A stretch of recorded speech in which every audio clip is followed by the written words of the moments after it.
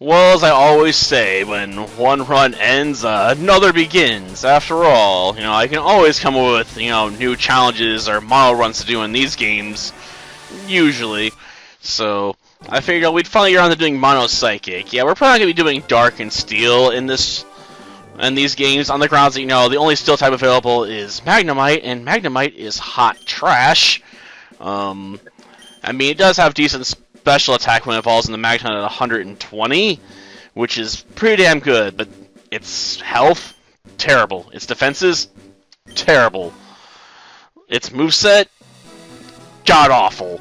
Like, the only special attacks it gets are electric, which means it comes against a ground type, it has to rely on some normal attacks, which are useless unless you want to explode. Like, wow, such a great moveset there, Magnemite. I mean, it does get Tri-Attack, which is cool, but it's not enough, It's not enough to work with to make it an effective option, for doing a Steel-type run. And you can't get any Dark types in this game, until post-game. So that's even more ruled out. So yeah, we'll probably stick to, the ones I haven't covered that, were in Gen 1. So Psychics it is. Well, obviously we're going to play as the girl character. I mean, come on. Now, let's see. Boom. Do I have enough room? I didn't check. No, we do not. Well, we don't have enough room. We're just going to have to switch it up. I was going to go with Tatsumaki from One Punch Man, but fine. We'll be Tsunami, the goddess from Tenchi Muyo. I mean, I realize godlike abilities are not the same necessarily as psychic powers, but I ain't got a better option right now off the top of my head. I guess we could have been Fubuki, but who wants to be Fubuki, leader of the Blizzard group? Plus, I've already had a Pokemon named after her. Well, obviously, it should be something dumb. Let's see. Well, I got it. He shall be known as Boo. Boo-hoo. Yep. Gotta spell it wrong, though. To get in that Dragon Ball Z reference. Yes, it was. Why you need a reminder of your own grandson's name, I don't know. That's just awful. I guess the dementia's really setting in for Professor Oak. He can't remember anything. It's hard to believe he's still considered a Pokemon expert in this day and age. I'm more of an expert, and I just got out of bed this morning. Obviously in game logic, because I was up at like 5:30 a.m. this morning. It's like almost 8 o'clock now. PM, obviously, because, there's no sun coming through this window at all. Yes, my own Pokemon, but I can't get the one I want without cheating. Because if I want to take down Brock with a Psychic type, I'm gonna have to cheat. There's just no getting around it. I'm probably gonna treat myself a Drowsy. I realize Abra is available first, but Abra doesn't learn any attacking moves till level 16, and leveling up that high on switching in and out would be just torture. There's a limit to my patience, people. Like, I'm not crazy enough to try and level up an Abra, using Struggle. Like, leave that for J Rose. He can do something that insane. I'll stick to something a little bit simpler. So yeah, we'll get a Drowsy. Probably name it after its ability and just call it us Insomnia. Because the thing makes me not want to sleep. Well, no. I mean, that would be advantageous for swimming and stuff, but I really do not want to have that on the team. On the grounds, that means I'll have an easy target later. Though, admittedly, even if I pick up, Bulbasaur, we'll still have an easy target because we can get access to, Slowbro. Yeah, we'll go with Bulbasaur, since it's not going to give him any major weaknesses immediately. Since, Bulbasaur is part poison, so we'll let him have Charmander. Albeit Charizard's probably gonna get fragged by lightning at some point. After all, we do have that option, at least one Psychic Pokemon, I'm sure. I think Mr. Mime can learn it. Because apparently, Kadabra can't. I was looking at the list earlier. You can learn Shockwave, but not Thunderbolt. It's horrible, you know, it's humiliating for Kadabra. That's gonna be outdone the move list by a Mr. Mime. A Pokemon I have to trade an Abra to get. That's just a sad day right there. Well, if we win the battle, we win. I don't really care either way. No, but it's not that big of a deal, you know? Yeah, I know how to battle, Professor. I've been doing it for a long time. Let's lower that attack stat a bit. Admittedly, I don't know how much of a benefit it's going to really offer us, but, you know, we'll do it. And then let's get into tackling attacks, you know? Yes, obviously it's the key to any battle. If I don't hurt the opponent, how else can I take them out? I mean, come on, you don't have to explain the obvious here. Come on, seriously? That's gonna cost me this one. Whatever.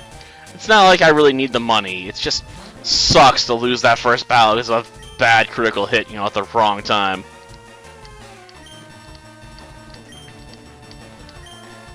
Yeah. You just give him this money and leave me alone, will you? It does suck, though. I've been losing a lot of these early battles with my rival lately. Apparently when it comes to runs where I got cheated in a new Pokemon. Like, the game's like, screw you for cheating, you know? I know you're gonna do it. I don't need a trainer trip. Leave me alone. I don't want to access the menu. Like, that's completely useless information. But we do need to go get that stupid parcel, damn it. Oh yeah, might as well give me that potion, right? Yes, a free sample. Apparently it wasn't a very useful sample if he just gave it away. Either that or he has really high-level Pokemon protecting him. There's no other way to get out of the tall grass, after all. Or does he not have any Pokemon? He's now forever trapped there. Because, you know, he's not forced to go to a Pokemon Center, like the player is. And if that is the case, that's both hilarious and awful at the same time. Forever trapped, you know, on the beginning route, because, you know, you can't go into the grass. Oh man, that would suck. Doesn't even have camping gear. Ugh. Be a horrible day for him if it rains. Much like it's a horrible day for me because we don't have running shoes yet. We must now slowly walk our way back to Pallet Town. I mean, it's like a walk of shame almost coming back this way. No one wants to go back to Pallet Town this early. Though, yeah, we're probably going to end up having to trade, you know, for Mr. Mime rather early on. After all, I want it. It's doing alright. Can you just take the stupid parcel off my hands here? What is this parcel anyway? Is it the GS ball? Is that why we never talk about it? After all, you know, it was meant to be forgotten and never talked about. I guess originally in the anime there were plans for it to contain Celebi, but then they did the movie, so they kind of just, you know, put the axe on the GS plot. Poor Pokemon anime. Having its idea stolen by a movie that wasn't even that great. Though I suppose it does have interesting implications, you know, considering we learned that Professor Oak and Ash knew each other as kids, because Professor Oak was sent forward in time as a child to meet Ash, though I'm not sure how canonical the movies are considered in that series. Like, in some series, you know, the movies are considered part of the canon, while in others, you know, they're sort of just, you know, alternate universe stories, and they sort of just exist in their own timeline. That has nothing to do with the main timeline. Which is what happens with all, like, the Dragon Ball Z movies. Like, Tree of Might and all that stuff, you know, it's on its own timeline. Like, it never happened in the main franchise. Like, the Saiyan they introduced in that movie, you know, is non-canonical. You know, it's like, he exists, but he doesn't really exist. Though it was really lazy of them to make him look like Goku and Bardock, I suppose. Like, is he Goku's other brother? Was Bardock sleeping around with a bunch of other women or something? That's how we ended up with Turtles. Where does he come from? Oh well, at least you know he's non-canonical, so you don't have to really think about that much. Unlike Vegeta's brother, who I think might actually be canon because he was mentioned in the Battle of the Gods movie. But at the same time, they didn't redid the story when they did Dragon Ball Super, so he may no longer exist, because I don't think they bring him up in the Dragon Ball Super anime. You know, because they just gotta make things more confusing by, retelling events, right? Like, is he canon or is he not? Ugh. I suppose I could check out the Dragon Ball Z Wikia and see, what people say about it.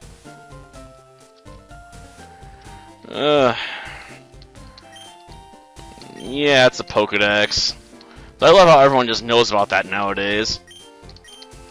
And yeah, since I have to be tortured by this, the audience can be tortured with it too if they're still watching. Like, learn how to horribly catch a Pokemon from an old man who doesn't know the first thing about it. Because he just throws a ball at it. I mean, come on. Yeah. Let it get away. Where this wheel came from, I have no idea. Oh, he actually caught it? Somehow that feels even worse. He didn't even weaken it. No, it wasn't. It was not educational at all. Yeah, I don't need to know the basics. Can you just go away? And do I have any Pokeballs? Oh yeah, I have 5, okay. Till next time then. See ya.